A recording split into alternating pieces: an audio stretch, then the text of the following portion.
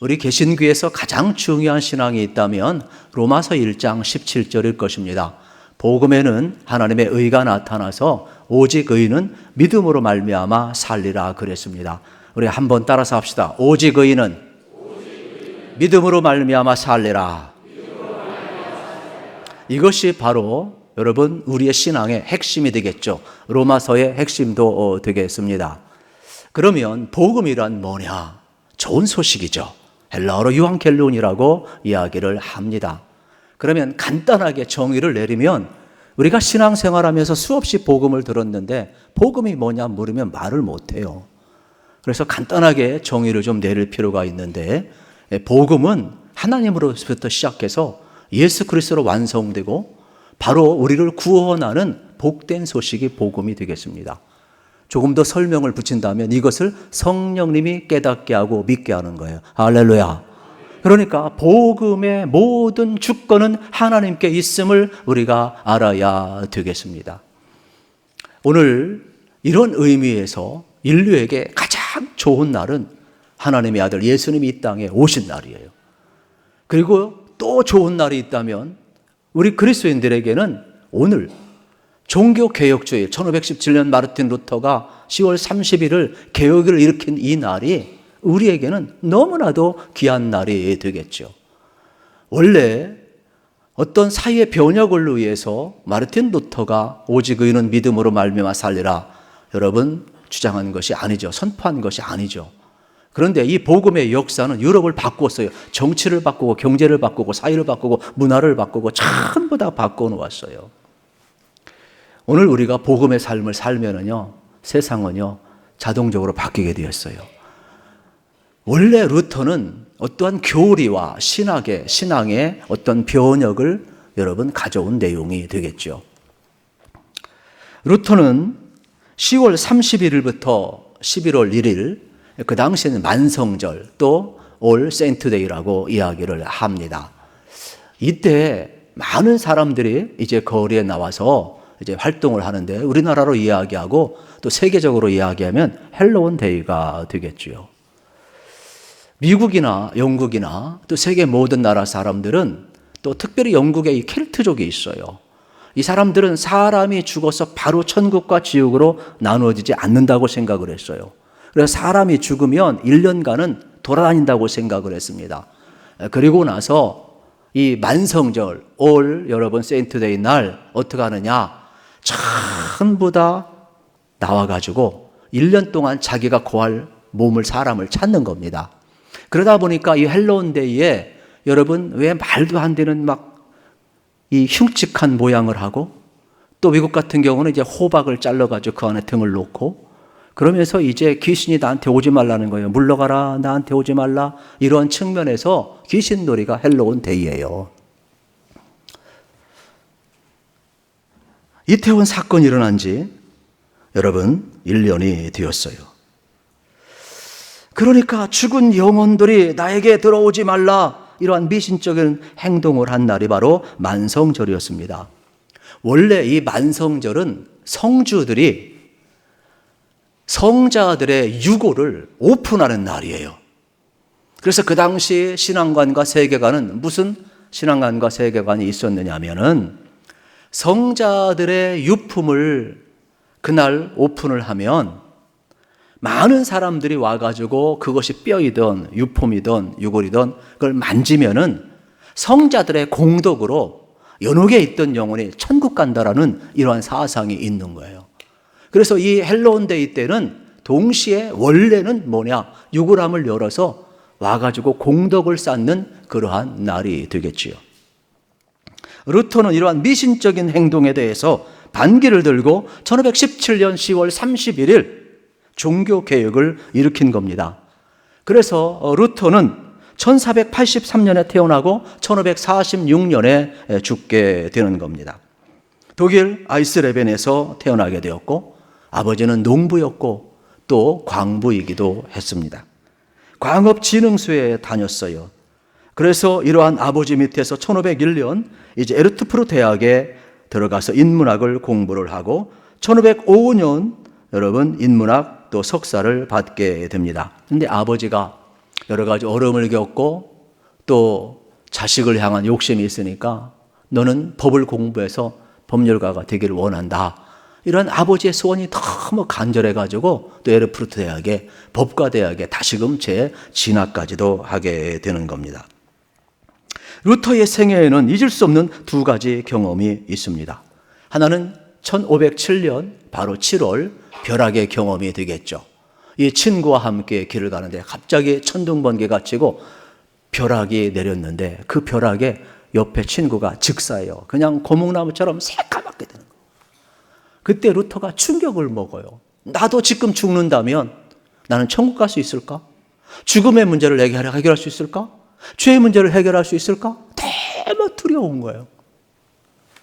그래서 그 자리에 무릎을 꿇고 이제 서양 사람들은 각각 다 수호신이 있어요. 그래서 성 안나여 나를 살려주시면 내가 수도사가 되겠습니다. 그 서원까지 하게 되는 거예요. 그리고 실질적으로 죄의 문제와 죽음의 문제 앞에 두려워서 마음의 평안을 얻지 못하니까 이 문제를 해결하기 위해서 그가 이제 어거스틴 이 종단의 수도원에 이제 입문 들어가게 되는 겁니다. 실질적으로 이제 1505년 7월에 그가 들어가고 있음을 우리가 발견을 할 수가 있습니다. 그는 죄의 문제와 죽음의 공포 문제를 해결할 수 있다면 어떤 것도 다 했습니다. 금식하면 해결될 줄 알고 금식을 했습니다. 고해성사를 하면 해결될 고해성사를 했습니다. 심지어 그는 많은 기도를 했습니다. 얼마나 금식 기도를 많이 했던지 평생 의장병으로 고생을 했다고 합니다. 그가 이러한 이야기까지 했어요.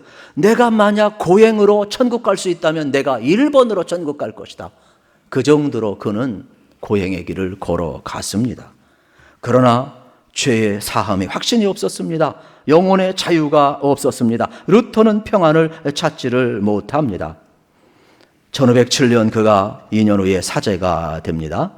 그리고 1509년에 그가 신학으로 이제 박사학위를 받게 됩니다. 그리고 1510년에 어거스틴 종단에서 루터를 이제 로마에 이제 출장을 보내게 됩니다. 어거스틴은 마음이 기뻤어요. 혹시 로마에 가서 내가 어떤 공덕을 쌓으면 죄 문제가 해결될까? 구원의 어떤 확신이 올 수 있을까? 영혼의 치유와 자유가 올 수 있을까? 이러한 기대를 하고 성지순례 가는 심정으로 너무너무 기뻤어요. 그리고 진짜 로마에 와서 그는 그 당시 가장 아름다웠던 또 로마의 또 라테란 성당에 그가 28개 계단, 소위 빌라도의 계단에 이제 오르게 되는 겁니다.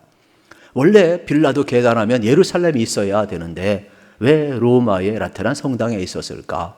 그것은 그 당시 콘스탄틴 대제 황제의 어머니 헬레나가 아마 이렇게 로마로 옮겨왔다. 이렇게 막강한 권력을 또 이야기하는 또 기록도 있기는 합니다.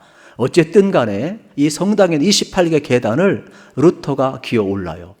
그러면서 무릎으로 오릅니다. 하나하나 공덕을 쌓으면서 자기 문제뿐만 아니라 자기 조상들 또 이제 할아버지 희나 이 할아버지가 정말로 천국 가기를 원해서 연옥에서 그들은 사상이 그랬어요. 이제 자기가 공덕을 쌓으면 그 공덕으로 이제 천국으로 간다. 그럴듯한 이러한 사상이 있었기 때문에 이러한 행동을 했습니다. 그런데 28계단을 다 오르고 무릎이 다 까지고 그에게는 확신과 평안이 온 게 아니에요. 오히려 절망이 오고 대죄에 대한 무거움과 영혼에 억눌릴 수 없는 그 감당할 수 없는 그 무게를 그는 견딜 수가 없어요. 너무 힘들었어요. 오히려 그는 로마서 1장 17절 말씀이 생각나는 것. 복음에는 하나님의 의가 나타났으니 오직 의는 믿음으로 말미암아 살리라. 이 말씀이 계속 생각이 나는 거예요. 수도원 생활에 적용을 못하니까 이 수도원 원장이 다시금 돌아왔을 때 비텐베르그 대학에 가서 당신 학생들 가르치면 좋겠다 이렇게 이야기를 해요. 그래서 비텐베르크 대학에 가서 시편을 강의하고 로마서를 강의하고 히브리서와 갈라디아서를 이제 강의를 하게 됩니다. 그리고 이렇게 시편을 쭉 읽어가다가 루터가 부딪히는 게 하나 있어요. 그게 바로 뭐냐면 이러한 내용이 되겠죠. 주의 의로 나를 구원하소서. 또 로마서를 읽을 때 복음에는 하나님의 의가 나타나는 이 말이 계속 마음에 부딪혀 와요. 루터는 그 당시까지도 무슨 생각을 했느냐 하면 어떻게 복음의 하나님의 의가 나타날 수 있지? 루터가 생각하는 의는 무서운 의예요. 죄를 심판하시는 하나님의 의였어요. 그런데 어떻게 이게 좋은 소식이 되지? 죄인을 벌하고 심판하는데 어떻게 이가 복음의 의가 되지? 너무 여러분 루터는 여기에 푹 빠지게 된 겁니다. 그러다가 루터는 또 다른 경험을 하게 됩니다. 그것은 바로 뭐냐? 이제 검은 수도원이라 불리는 탑에 올라가서 기도하고 성경을 읽다가 소위 탑의 경험, 이제 타워 익스피리언스를 경험하게 되는 겁니다. 그래서 루터가 깨달은 것은 뭐냐면 하나님의 공의라는 것은 죄인을 벌하는 공의만이 아니라 죄인에게 의의 옷을 입혀주시는 하나님의 선물이 있음을 발견하게 되는 거예요. 그래서 왜 복음의 의가 나타났느냐? 죄의 싹은 사망이기 때문에 하나님이 이 율법의 요구를 만족시키기 위하여 독생자 예수님을 보내주시고 그 예수님이 십자가에서 인류의 모든 죄를 다 담당하셨지만은 이게 하나님의 의지만은 동시에 예수 그리스도 안에서 모든 죄를 용서하시는 바로 믿음으로 말미암아 의롭고 구원해 주시는 의의 옷을 준비하셔서 누구든지 그리스도의 옷을 입는 자는 구원을 얻으리라는 이 복음을 루터가 체험하고 깨닫게 되는 거예요. 여러분, 우리도 더러운 옷을 벗고 새 옷을 입잖아요. 바로 죄의 옷을 벗고 의의 옷을 입는 거예요. 이것이 복음에 나타난 하나님의 의, 그리스도의 의의 옷을 바로 루터가 깨닫게 된 겁니다. 실질적으로 고린도전서 1장 30절 말씀에도 이 말씀이 나와 있어요. 같이 한번 읽겠습니다. 너희는 하나님으로부터 나서 그리스도 예수 안에 있고 예수는 하나님으로부터 나와서 우리에게 지혜와 의로움과 거룩함과 구원함이 되셨으니 아멘. 너희는 하나님으로부터 났대요. 믿습니까? 예수 그리스도 안에 있대요. 믿습니까? 예수 그리스도는 하나님으로부터 나와서 우리에게 지혜와 의로움과 거룩함과 구원이 되었다라는 거예요. 여러분, 우리가 예수님 안에서 지혜와 의로움과 거룩함과 구원 얻었음을 성경은 우리에게 말씀하고 있는 겁니다. 이것이 바로 루터가 깨닫게 된 탑의 경험이 되겠습니다. 그러니까 루터는 벼락마다 죽을 뻔하다가 소명을 받았고, 여러분, 이 탑의 경험을 통해서 진리를 알고 믿게 되었음을 발견하게 됩니다. 그래서 소위 복음적인 돌파구라고 표현을 하고 있습니다. 오늘 우리들도 마찬가지가 되겠습니다. 여러분, 그리스도의 의의 옷을 입으면 누구든지 여러분 하나님의 구원이 우리에게 임한 줄로 믿으시기를 축복합니다. 그래서 루터는 그 당시 하나님과 우리 사이에 사제가 있고 교황이 있어서 여러분 우리의 죄를 다 사한다고 생각을 했어요. 그래서 고해성사가 여러분 이 가톨릭에서 핵심 교리 아니겠습니까? 그런데 루터는 아니라는 것이지요. 교황과 사제는 죄를 사는 권세가 없거니와 돈을 받고 면죄부를 사서 내세의 문제에 관여할 권한이 없다라고 루터는 이야기를 하는 겁니다. 만약에 권한이 있다면 자비로운 교황이 왜 돈을 받고 면죄부를 파느냐는 거죠. 그냥 보내면 되는 건데 말도 안 된다는 것이죠. 그래서 구원에 관해서 95개 조항 반박문을 비텐베르크 대학의 정문에 붙여 놓았습니다. 이것은 성경을 보다가 알게 된 거예요. 여러분, 성경을 사랑하시기를 축복합니다. 여러분, 성경 가지고 다니시기를 축복합니다. 자랑스럽게 제가 가끔 퍼포먼스를 하잖아요. 성경은 하나님의 말씀이고 이 하나님의 말씀은 생명이고 성경 한 권이면 충분하고 우리의 신앙의 표준은 성경이고 할렐루야. 성경을 자랑스럽게 여기기를 축복합니다. 숨기고 가지고 다니는 사람은 회개할지어다. 그냥. 세상 사람들은요, 뭐 이상한 잡지 같은 것도 당당하게 봅니다, 여러분. 근데 성경을 왜 당당하게 못 봅니까? 너무 여러분 우리가 움츠러들 필요가 없어요. 그래서 루터는 이러한 신앙을 통해서 그의 인생이 완전히 달라졌음을 우리에게 보여주고 있습니다. 이 사건으로 말미암아 루터는 교황 레오 10세로부터 이제 반감을 사게 되고 그 당시 황제 이제 찰스 5세로부터 반감을 사게 됩니다.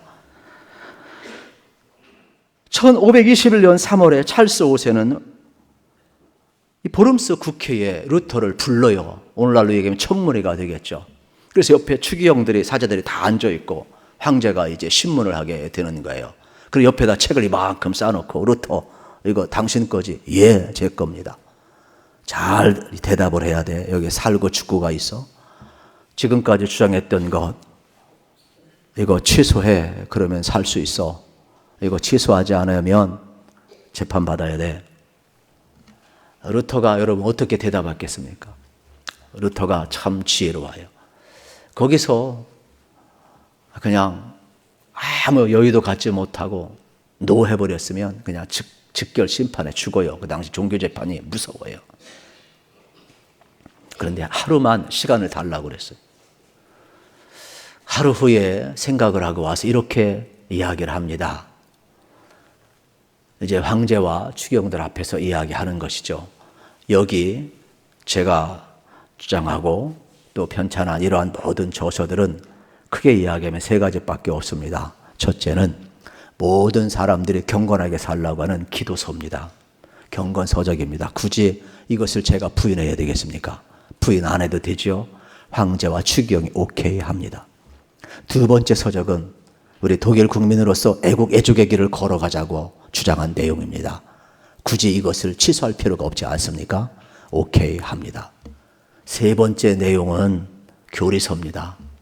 그런데 제가 아무리 하루 동안 생각해 보아도 성경과 단순한 이성에 의해서 아니라고 반박하기까지는 나는 취할 수 없습니다. 그래요. 성경과 단순한 이성에 의해서 이것이 잘못되었다라고 반박할 때까지는 나는 취할 수 없다라고 이야기를 한 겁니다. 결국 이 일로 인해서 루터는 이제 팔의 목숨이 된 겁니다. 그래서 찰스 5세 황제가 이제 이렇게 명령을 내립니다. 루터, 너는 이 순간부터 자유다.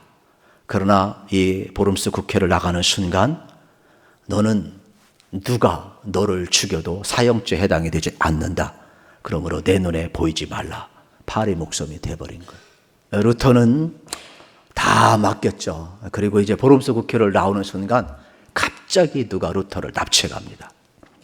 죽이려고 납치한 것이 아니라 그 당시 이제 루터를 사랑했고 또 루터를 살리기 위한 이제 작센주의 영주였던 프리드리히 더 와이즈라는 분이 루터를 이제 데려다가 이제 바르트부르크라는 성에 가두게 되는 겁니다.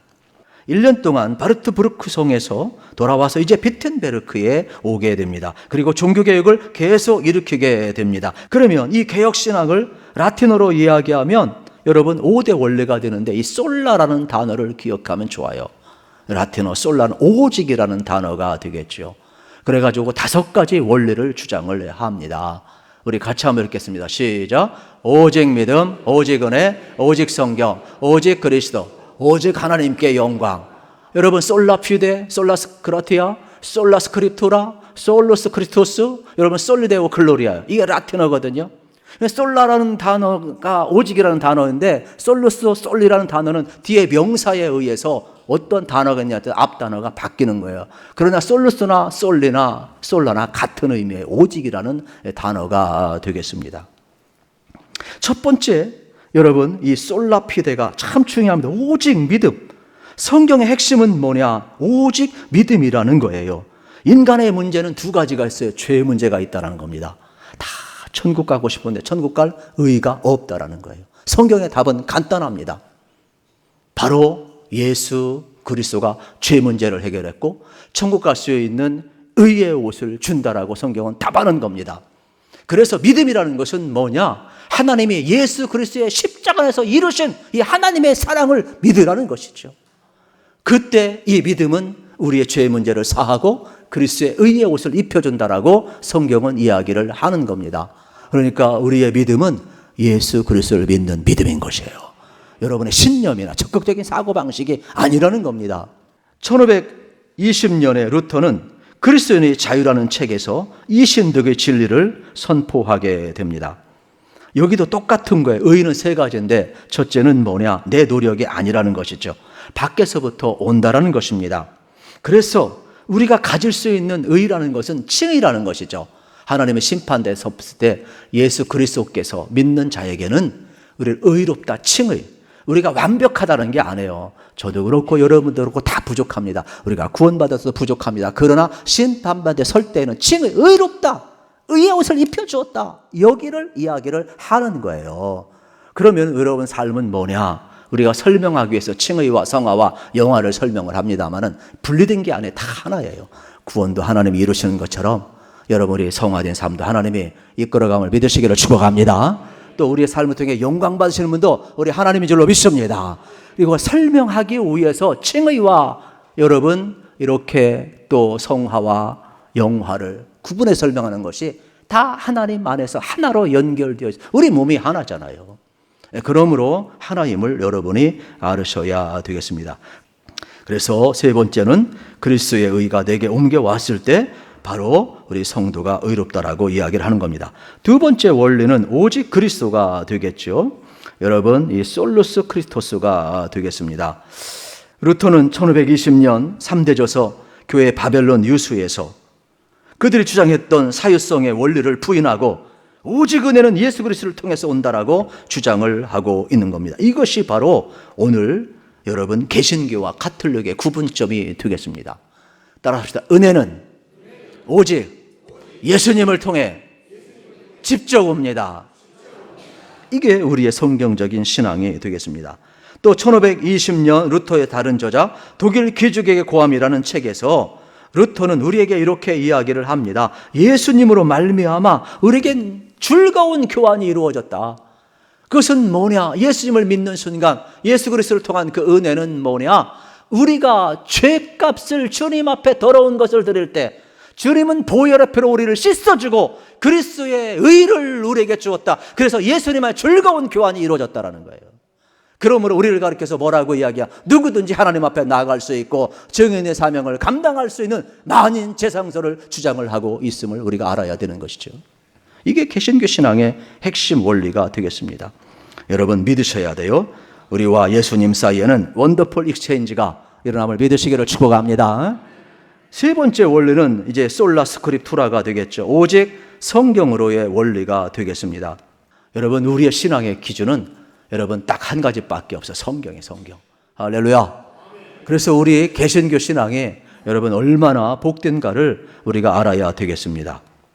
네 번째 원리는 이제 솔라 그라티아, 오직 은혜가 되겠습니다. 저도 그렇고 여러분도 그렇고 여러분 하나님의 은혜로 구원받았어요. 우리가 뭐 하나님 알고 믿은 게 아니에요. 하나님 은혜가 임하니까 누군가 통해서 복음을 듣게 되고 복음을 듣게 되니까 마음도 열리고 성령님이 도와주셔서 십자가의 사랑을 받아들이게 되고 내가 예수님을 영접하고 나니까 하나님의 자녀가 되고 이렇게 믿게 된 거 은혜라고 이야기해요. 이걸 로마서 에베소서 2장 8절에서 이렇게 이야기합니다. 같이 읽겠습니다. 너희는 그 은혜에 의하여 믿음으로 말미암아 구원을 받았으니 이것은 너에게서 난 것이 아니요 하나님의 선물이라. 아멘. 여러분 하나님의 선물이래요. 그러니까 우리는 은혜로 구원받았음을 알아야 되는 겁니다. 그러므로 믿음이라는 것은 인간의 의지 50%, 하나님의 은혜 50%가 아니라 믿음은 전적으로 100% 하나님의 은혜임을 가르쳤습니다. 이것이 바로 개신교의 신앙이 되겠습니다. 여러분 안에 요한복음 1장 12절 13절 말씀처럼 예수님이 계시죠? 예수님 영접 하나님의 자녀가 된 줄로 믿습니다. 그렇다면 이것도 전적인 하나님의 은혜가 되겠죠. 마지막 그래서 우리는 솔리데오 글로리아, 하나님께 영광을 돌리는 것이에요. 여러분이 믿음 생활 잘 하셔서 여러분 어떠한 경우든지 하나님께 영광 돌리시기를 축복합니다.